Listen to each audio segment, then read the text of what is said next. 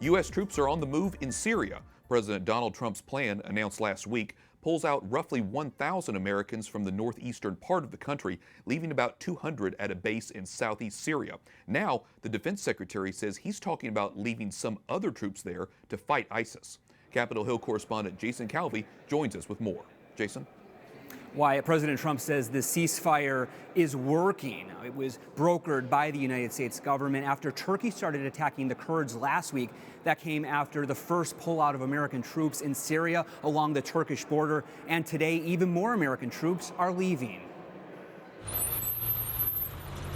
Protesters in Syria try to stop American troops from leaving. But some celebration as American troops roll into Iraq. President Trump ordered them out of Syria and the border areas around Turkey. We'll bring our soldiers back home. They were supposed to be there for 30 days, and they've been there now for 10 years in Syria. 10 years.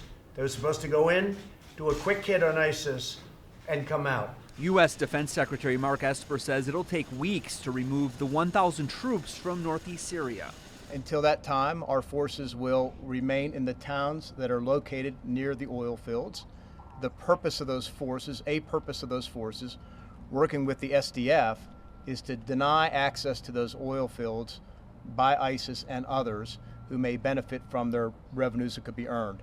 Kurdish forces helped the U.S. fight ISIS. Now there are thousands of ISIS prisoners who are no longer being guarded carefully by the Kurds.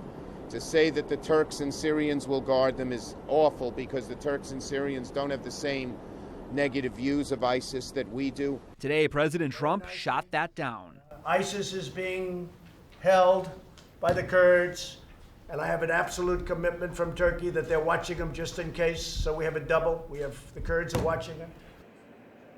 The ceasefire runs out tomorrow. It does require the Kurds to leave the area in Syria along the Turkish border.